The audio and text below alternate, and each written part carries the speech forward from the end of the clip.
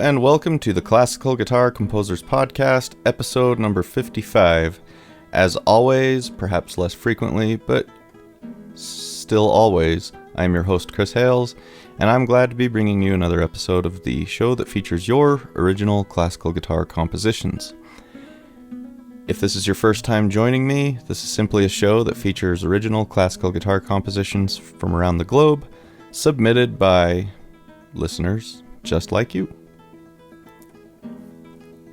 And as I alluded to just now, obviously less frequently, I have had a hard time getting to sit down. I've had this podcast ready for quite some time. I've had some music ready to go that's been submitted. Just I have not been able to sit down. And I've talked about this previously. I mean, this might be the reality for a while. Still planning on doing the show, but I mean, man, it's getting harder and harder to find the time to do it. But we're here today. Let's do a show. So, there's one thing I'd like to bring up. It might be a little bit self-indulgent. I don't know, but it's basically something I want to talk about that's guitar related, but not classical guitar related. So, I know this might be outside of the interest of the show, but there's a guitarist who passed away. Dickie Betts of the Allman Brothers Band passed away last month. And I mean, it's been a few weeks now, but this is the first time I've sat down in front of the microphone since. Dickie Betts is probably my favorite guitar player of all time. He's certainly the most impactful to me, meaning there is no guitar player that I emulated more than Dickie Betts. I got turned on to the Allman Brothers, I don't know if I was probably in like junior high. When I was in high school, I really started to explore their catalog. And the original group had these two phenomenal guitarists that were so different and complementary to each other. And you know, to me, I mean, that the band is incredibly talented. It's not just driven by the guitars, but to me, it was so guitar focused, you know. And so you had Duane Allman, who spent most of his time on the slide, and, you know, brilliant guitar player. And then Dickie Betts. And Dickie also is a fantastic slide player, but tended to not do the slide as much when Duane was still alive. But he had a style of guitar playing that just spoke to my soul. I mean, Dickie's solos are the ones that I would, you know, rewind and listen to again and again and again. And he had just this incredible way of building a solo, you know, and he's not like he was not a flashy guitar player, you know. He was not I think he's subtly impressive, so he might not be someone that you're just wowed by with like amazing speed, but the guy could just phrase like no other. I mean, and what I loved that he would do was he would kind of, you know, I mean, a lot of it was very improvisational, and he would take a phrase, and then he'd play that phrase again, but he would put a little bit different twist on it, and he would develop this phrase slowly. He was a very patient guitar player, and, you know, would just build it into something beautiful, and then when it would just peak and he'd get up to the top of the register, he'd just give me chills, and, you know, so in addition to his guitar playing, the man was an incredible songwriter and tune writer, or however you want to say that. You know, he wrote some instrumentals for the Allman Brothers Band.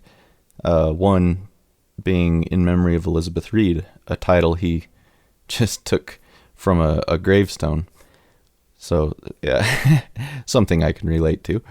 And so Duane Allman died in, I can't recall the year at the moment, but early 70s, It was a very short run for the original group, and then Dickie sort of stepped up, and they had to kind of change their sound a little bit, the way they did things, and then Dickie stepped into a more prominent role. We don't need to go through the whole history of the Allman Brothers, but in the 90s, he started writing some of his best stuff, I think. He goes on to pair with Warren Haynes throughout for about a decade almost.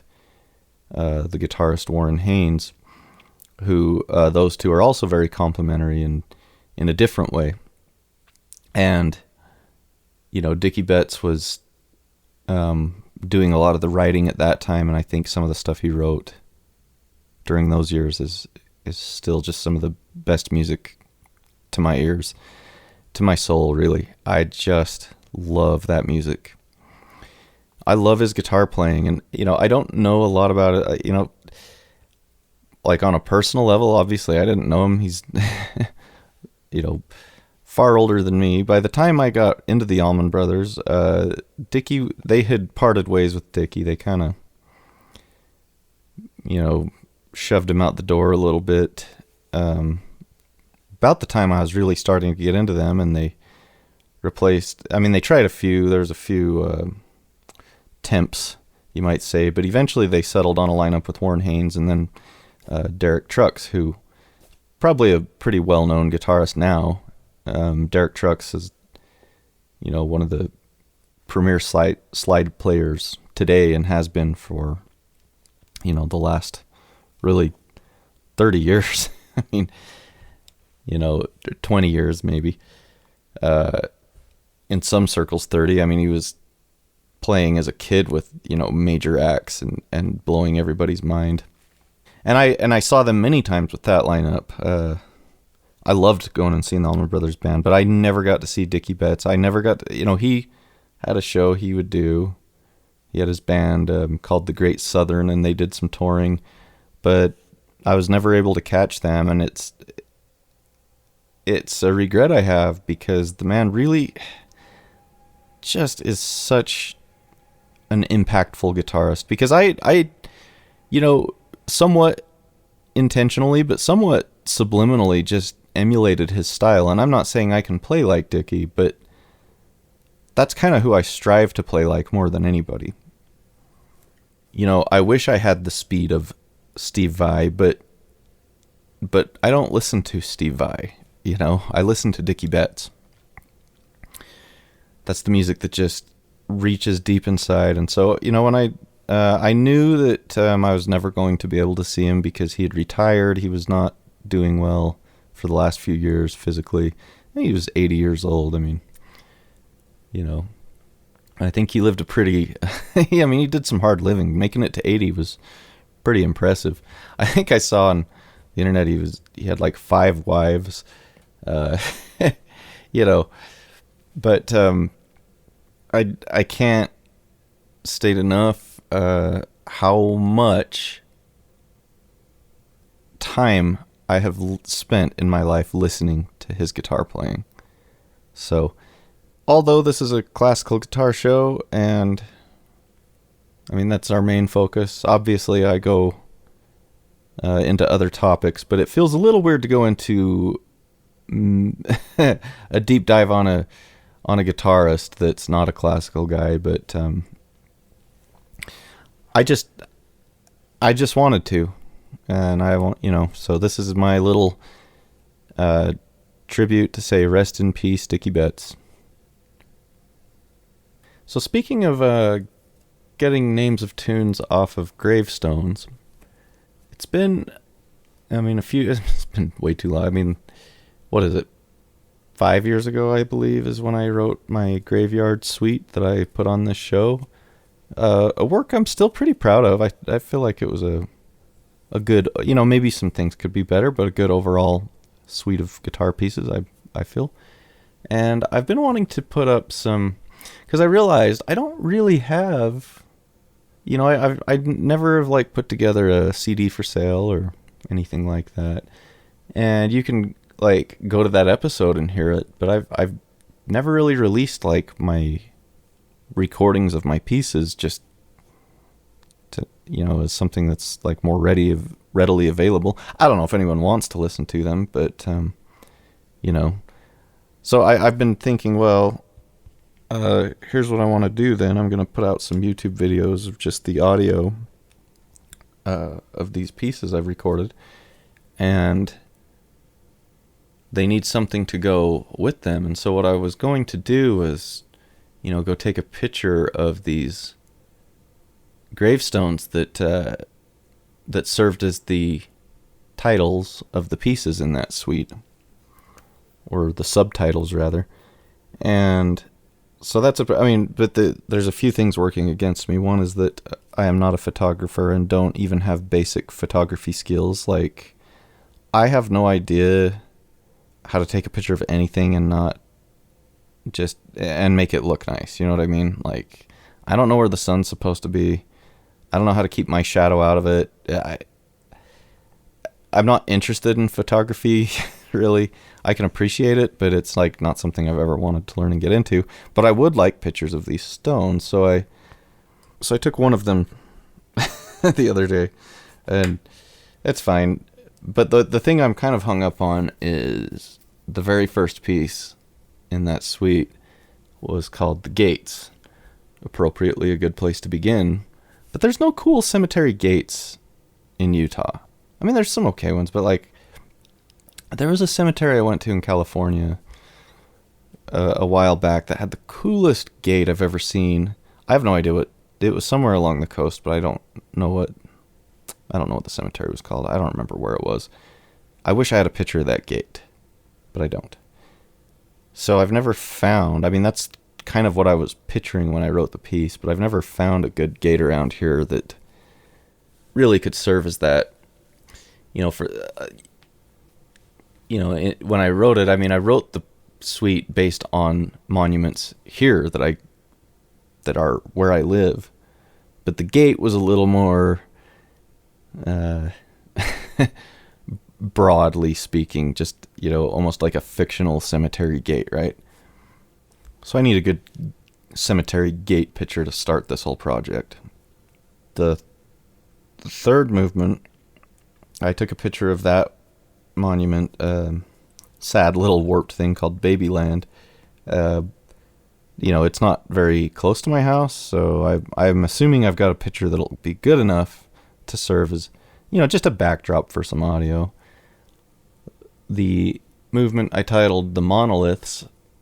That's kind of a generalized thing as well, and I don't have a specific monolith. I gotta go just find a good group of them to take a picture of. There was certainly a specific cemetery that I had in mind when I did that, because as a kid, I spent a lot of time at the cemetery, and there was a lot of monoliths there, but I don't know how to capture like them in one image. Might have to take a few just individually. What was the Weeping Widow? That one should be easy. That one I don't think I have a picture of, but that's one from my hometown, not far away from here, so that'll be an easy one to obtain. And the last one I have pictures of. So yeah, I'm hung up on a gate more than anything. I'm reaching out to listeners. If you have a cool cemetery gate in your hometown and wouldn't mind snapping a picture and letting me use it for free, for nothing in return, just as a gift from the kindness of your heart, well, I would really appreciate that. Or even better, if you happen to live in Utah and know of a good gate that I haven't seen, but you got a picture of that, same deal. Please send that my way, expecting nothing in return. And I will thank you. I will express thanks. I've had the compositional bug waking up a little bit lately, I think. And, this state of life I'm in, where I'm having a hard time sitting down to record podcasts, it's affecting everything. So I'm not playing guitar as much as I'd like to. Certainly playing guitar more than I'm recording podcasts, but I'm devoting all the time I possibly can to playing the guitar. Well, that's not entirely true. I need to get better about just getting up earlier in the morning and spending more time with the guitar before going to work. But, trying to add composition to that is, I don't know. I got to get my life in order, man. These just sounds like I'm just making excuses, and there are no excuses. You should be playing guitar if that's what you do. And I should be composing because composition is a thing I do. More and more it seems to be becoming a thing I used to do. But anyway, that bug, I said, I kind of went into this funk for a while, and then I've kind of been getting the tickle. I'd say it's more than a tickle now. I'm starting to really want to create something new, some new music. Maybe I need to go, I don't know, I seem to write best personally when I'm inspired by something. I don't know why that is. Go visit more cemeteries. I don't know. I just got back from a trip, actually. I've been out of town. We went to South Dakota. I went there a few years ago and thought, this is pretty cool. I'd like to come back and bring my kids. So we took the kids up to South Dakota and had a great time. Spent a few days there. We went to, Mount Rushmore, of course, is kind of the thing to see there. We did also the Crazy Horse Monument, the Badlands, Custer State Park's a gorgeous area of wilderness, saw bison, all that good stuff anyway. And of course went to some cemeteries, as usual, but I don't think I'll be writing any guitar pieces about South Dakota as much as I like it. Doesn't evoke the nylon strings to me. It's just kind of a cool place to be. I did run, of all things, I ran into my chiropractor there at Wall Drug, which is a bizarre little store in the middle of nowhere. And I saw him, and I said hello, and he looked so uncomfortable, holy crap, his worlds are colliding. And, I don't know what it's like to be a doctor and see your patients in public, but I don't think he liked it, which, I just felt that we couldn't not acknowledge it, We're both a 10-hour drive away from home at this strange little store in the middle of nowhere. Shouldn't we say something? That's how I feel. So with that, I'm going to go into email and then we'll play some music. Probably a shorter show today. I always think that, I don't know, and then they turn out longer than I thought, but it feels like this one's going to be short. I don't want to just drone on for the sake of droning on. Let's hear from you guys and then hear from this show's composer. I actually only have one email to go through today, and it is from our good friend Martin Slater. It says, "Hello, Chris. Since my last email, I have played on Zoomed guitars again, this time on April 15th. On this occasion, I played all 6 of Manuel Ponce's preludes as selected and edited by Segovia. As is always the case, the player is usually more critical of their performance than the listener, but here's what Carlos said in his email afterwards. Dear Martin, thank you for your playing today. That was a lovely choice of music. They are all total gems. You have improved greatly. Your playing was more accurate and flowed much more than last time you played some of them. Your concentration just about held up, but is a lot to ask of yourself to play all 6, at least on Zoom. You say you felt more confident in concert, and I can relate to that. We talked about giving a longer run-in to pieces, and that is something that could make a big difference. Overall, that was a great accomplishment. Congratulations. Best wishes, Carlos." During the Zoom meeting, he also advised me to record myself more. This has now most definitely placed my fight with music technology up front and can no longer be shied away from. I said to him that as preludes seemed to still be on the agenda, that I would now begin to work up my own 8 preludes. This will, of course, be very much grist to the mill for your podcast, and also an opportunity for you to actually hear them played, and also me speak live. I will copy you in when I finally propose to play them. Wonderful. More immediately, however, I have the small task of running the London Marathon this Sunday, April 21st. This sort of event is really aimed at either elite runners or charity campaigns, with proper running clubs being strictly limited to 2 guaranteed entries. I think the lower limit is 100 members to gain that qualification, but my club now has well over 350. I'm sure the quality of the newsletter I put out each month has nothing to do with that. In any event, it is expensive, €70 or more. So obviously, I prefer the locally organized and much cheaper events. I've actually done London twice before, in 2004 and 2007, but that latter one was still 17 years ago. Nevertheless, being ever the optimist, I at least aim to finish it. They even get you to go up to London to get your running number, which is what I did yesterday, April 17th. They actually printed it on my showing the relevant QR code, plus ID, my driver's license, but having been filled with horror at the blatant commercialization, I quickly fled home. One last thing. This last Sunday, I attended an intimately sized concert of guitar and harpsichord at the medieval hall in the grounds of Salisbury Cathedral.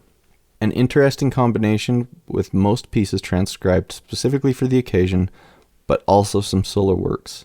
Both instruments are, of course, plucked, even though the harpsichord has a keyboard and it has a particular stop that actually makes it sound quite like a guitar. Fascinating, and yes, I have tasked myself with writing a review of it. You will note that I am forwarding a very old email I sent you with recordings of my 12 studies, which you have never actually featured, so if you are lacking anything else, you are still free to give my 2010 recordings an airing. All the best, Martin. Okay. Thank you, Martin. We will play those in the next episode. I'll put those next in line. I don't know how I glossed over them. I'm trying to keep better track of what I've aired and what I haven't aired. But it was definitely not an intentional omission. So I think at that time I probably was getting a lot at once, and so trying to balance them out,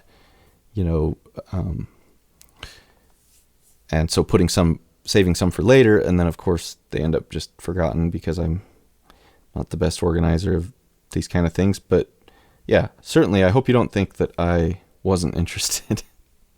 So we will put those in the next episode, and we'll touch base with this again. Obviously, they're being a little more spread out, but hopefully it'll be sooner. I mean, this email at this point is a month and a half ago. But there's a couple of things in here I'd like to address additionally. So you said, or rather, in his response to you, Carlos said you felt more confident in concert. So I was curious, is that meaning, do you feel more confident playing live in front of people? Like, do you step up a bit? I don't. I wish I was that way. I was that way when I was a kid, and I don't know what happened, but at some point that went away. I used to play better live than I did in practice, and it's totally the reverse now, and it frustrates me to no end, but maybe I just need to play in front of people more often. I don't know. And then talking about the longer run-into pieces, I'm curious what that is. I mean, these are all... And performance tips is something I'm in need of. Looking forward to hearing, if I haven't missed it already, hearing the next performance. Obviously, we're like well past the London Marathon now, but I'd be curious to know how that went. And will you be doing it again, or just sticking to the local kind of more grassroots runs? And then I also have to say I'm a little bit jealous about this concert. The harpsichord is something I adore. It is my favorite keyboard. I love the harpsichord.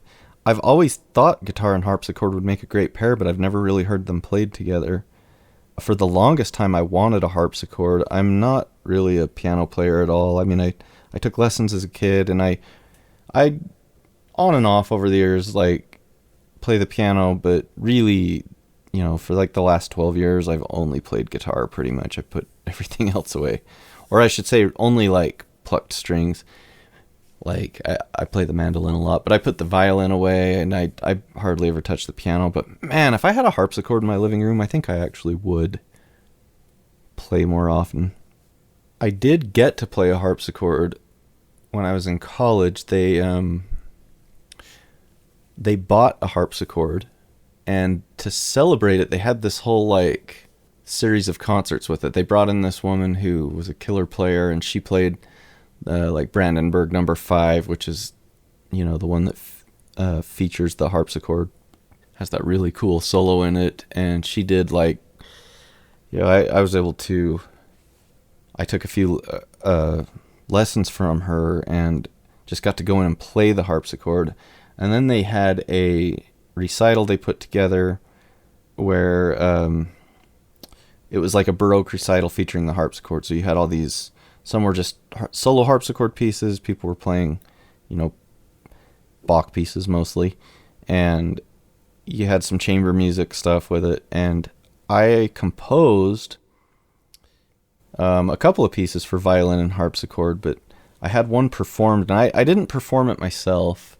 I actually somehow talked this girl into doing it who was a really good violinist, and I didn't think I'd do a good job. I I wanted to like really just approach it as a composer and not have to take on the role of performer for that one. So they did a great job with it, and the woman who was over the piano department or whatever, I don't know if she liked the piece or just saw the enthusiasm, but her and the harpsichordist came up to me later and just told me if I could come play the harpsichord anytime I wanted. So I had access to it, and then I hardly ever did though, because, you know, you'd have to like go get the key and go through this whole thing. I didn't have time. But it's an instrument I just adore. I really wish I had one. So thank you, Martin. Whenever the next episode airs, we'll feature the studies by you, and I'm looking forward to hearing those. For today, I have some music that was sent all the way back in March 2nd. So, wow, about 3 months ago. Been sitting on this one a while, but the time has come. Just a short email here from the composer. It says, "Hi Chris, I want to share with you one of my last compositions, a collection entitled Improvisi, which contains 12 pieces in 12 different keys. Some of them are quite unusual on the guitar. So this piece is in A flat, is written in a way that there are two voices, one playing 2/8 and the other playing triplets for the whole piece. La Grande Dolcezza is the title. I hope you'll enjoy it. Ciao, and congratulations for your work. Stefano Màsera." Thank you, Stefano. So with that, let's get right into it. Here is La Grande Dolcezza by Stefano Màsera.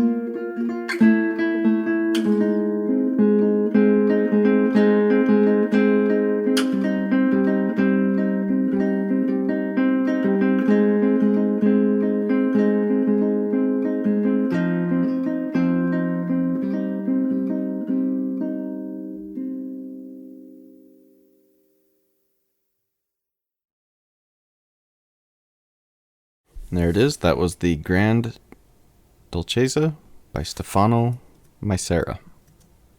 Thank you, Stefano. I have to say that sounds like a great exercise in concentration. Okay, and with that, I'm going to call it a show, and we'll hopefully be back with you sooner to the next show than from the last show. So, thank you all for your patience and for your support.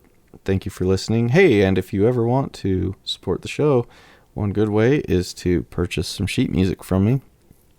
You can go to classicalguitarcomposers.com, click on the sheet music link, and I've got a couple of pieces for sale there. And if you have a piece you would like to submit to the show, the only requirement is that it is a piece for classical guitar or a piece that features classical guitar, and you can send that to chris@classicalguitarcomposers.com. So, thank you for listening, and until next time, keep on plucking.